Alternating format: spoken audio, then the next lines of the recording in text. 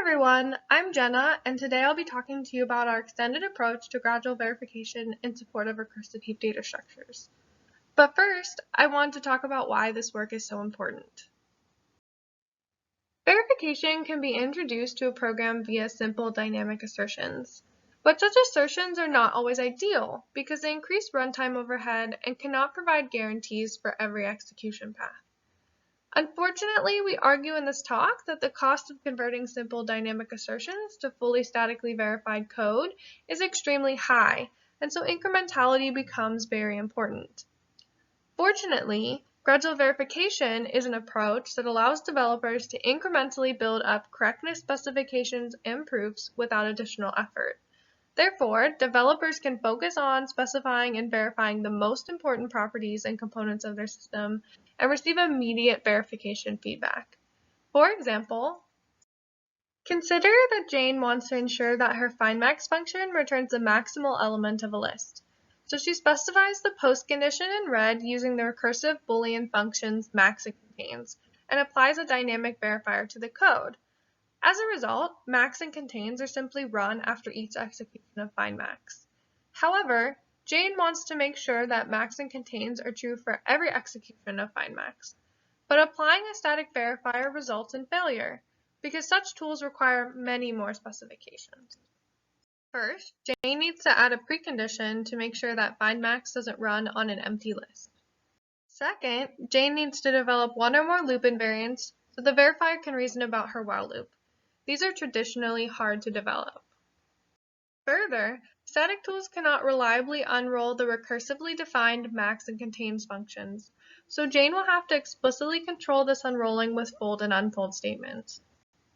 Then finally, Jane must specify helper lemmas, because static tools cannot discharge some proof obligations for recursive functions without additional help. But the worst of it is that she cannot check the correctness of a single specification, like a loop invariant, without providing all the required specifications, the precondition, folds and unfolds, and lemmas. In contrast, a gradual verifier will provide feedback on any specification increment, statically where possible and dynamically where necessary. So let's see how Jane uses a gradual verifier to build up correctness specification and proofs incrementally. Jane can start by only specifying findMax's precondition and loop invariant as question mark. Even so, the gradual verifier will provide verification feedback, mostly of the dynamic form. As Jane adds more specifications, she will receive more static feedback from the gradual verifier. Here, the verifier uses the newly specified precondition to prove verification conditions, such as that L in max and contains is non-empty, and otherwise applies dynamic verification. Then Jane can additionally specify one or more loop invariants, and the gradual verifier uses the invariants to discharge more verification conditions statically, and so forth for each of the following increments. A fold and unfold increment, another fold and unfold increment, a third fold and unfold increment, and the final lemma increment reaching a full static solution. But Jane could have actually stopped at any point along the way when she achieved high enough assurance.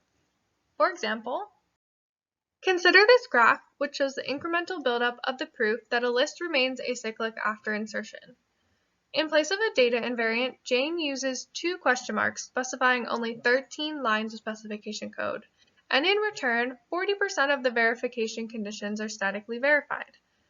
Jane goes on to specify 9 more lines of specification code for a total of 22, but leaves out a lemma and some folds. This leads to the static verification of 86% of the verification conditions. And then finally, Jane spends significant effort on reaching a full static solution at 44 lines of specification code.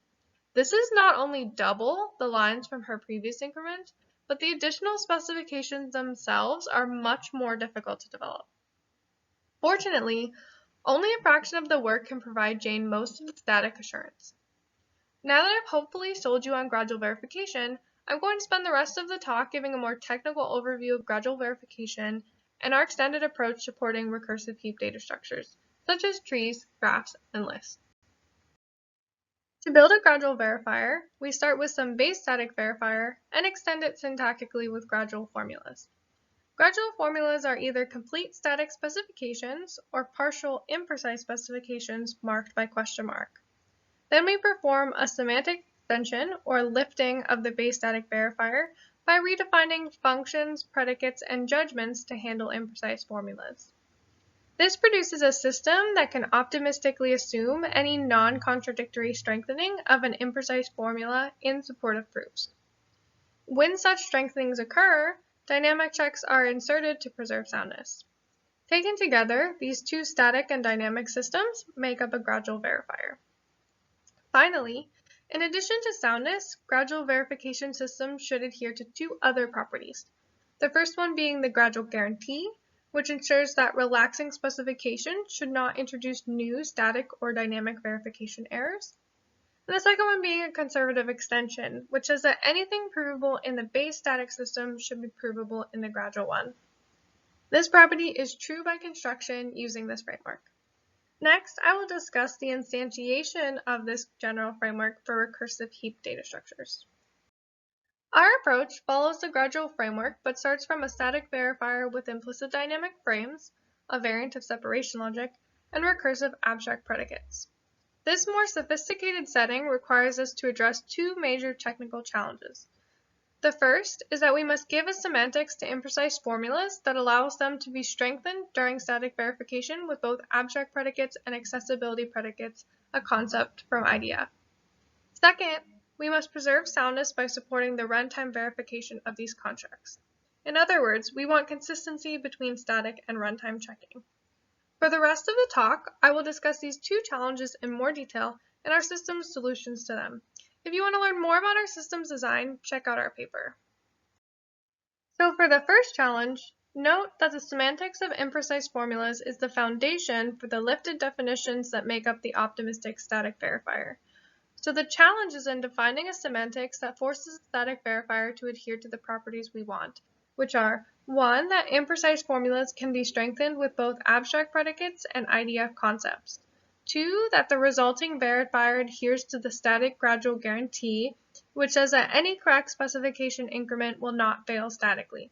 And then finally, it should also be a conservative extension of the base verifier. In the next few slides, I will demonstrate our solution via example. Now, Jane wants to ensure that a list remains acyclic after inserting a new node at its head.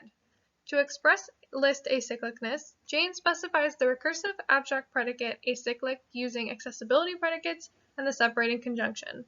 An accessibility predicate simply denotes permission to access a heap location, such as the value of a node.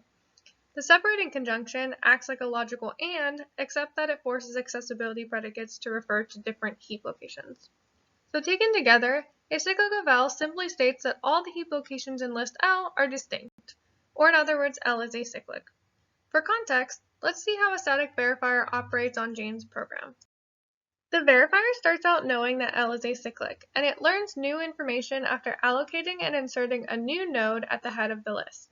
It can now say with certainty that L is not null, and it also gains accessibility predicates for the new root nodes fields. Further, the verifier remembers that the rest of the list L is acyclic, or in other words, acyclic of L.next. What the verifier now knows looks very similar to the body of the acyclic predicate if root is replaced with L. In fact, it is equivalent to the body of the acyclic of L predicate when L is not null. Therefore, the verifier can pack up acyclics of L's body into the predicate itself, which can then be used to justify the assert and prove that L remains acyclic after insertion. However, the static verifier will not perform any packing without an explicit fold statement because it treats predicates and their bodies differently, or isorecursively. Now that we know how a static verifier operates on this program with full specifications, we can explore what happens in a gradual verifier when specifications are missing. So imagine that Jane did not specify that L is acyclic before insertion, but rather specified question mark. After insertion, the gradual verifier can still say with certainty that L is not null, and it also still gains accessibility predicates for the new root nodes fields. However, in this case, the information it retains is represented by a question mark.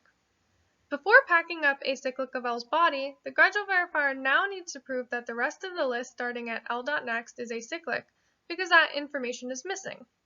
Ideally, the verifier will assume question mark contains this missing information, and then verification can proceed normally. So the challenge is in defining the right semantics for imprecise formulas that allows for this. I discuss our semantic solution in the next slide. An imprecise formula, like the one given here, can represent any precise formula adhering to the following three conditions. It must be self-framed, which is a special well-formedness condition from IDF. It must be satisfiable, and it must preserve already specified information in the imprecise formula. Here, that's L is not null, and the accessibility predicates for the fields L.val and L.next. So in Jane's example, the imprecise formula may represent only its static part, but it may also represent its static part and new information, like acyclic of L.next, as long as this new information does not contradict the static part.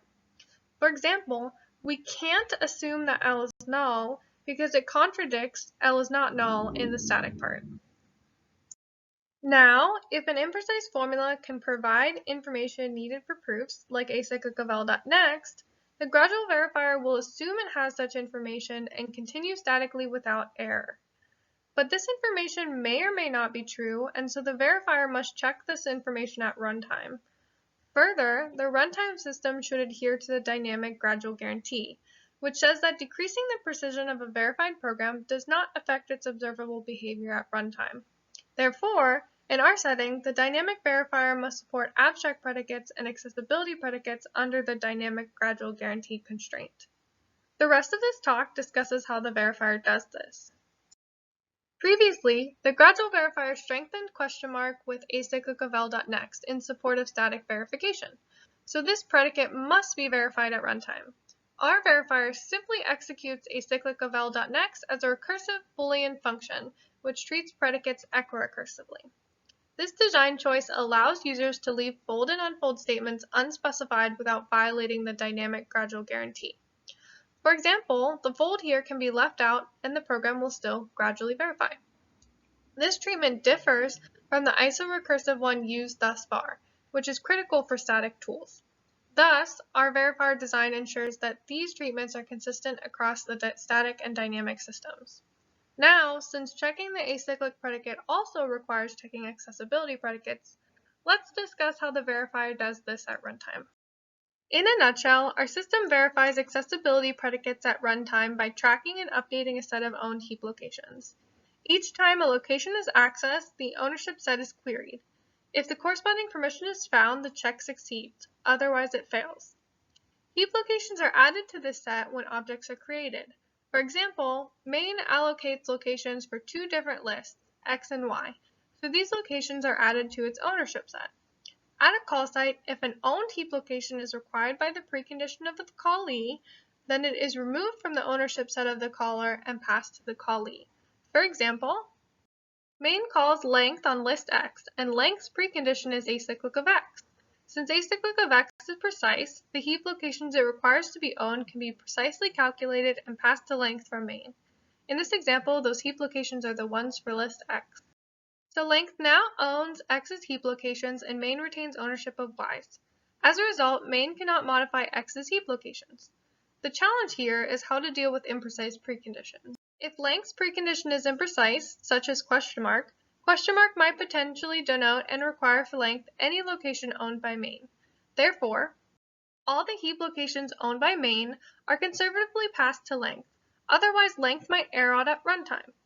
Then, when length finishes executing, it passes all its owned heap locations back to main so main can access them again. And so, in summary, gradual verification is a promising approach because it allows developers to incrementally build up correctness specifications and proofs without additional effort. When designing a gradual verifier supporting recursive heap data structures, we overcame two major technical challenges. The first is giving us semantics to imprecise formulas, and the second is ensuring consistency between static and runtime checking. As for current and future work, we are in the process of implementing a prototype based on our design. Check out our poster video discussing this work also at Splash. In the future, we will apply numerous user and empirical studies to ensure our tool is usable and lowers the barrier to use of verification technology. In conclusion, we believe our past, current, and future work lays the foundation for future incremental verification tools that work on realistic programs. Thank you.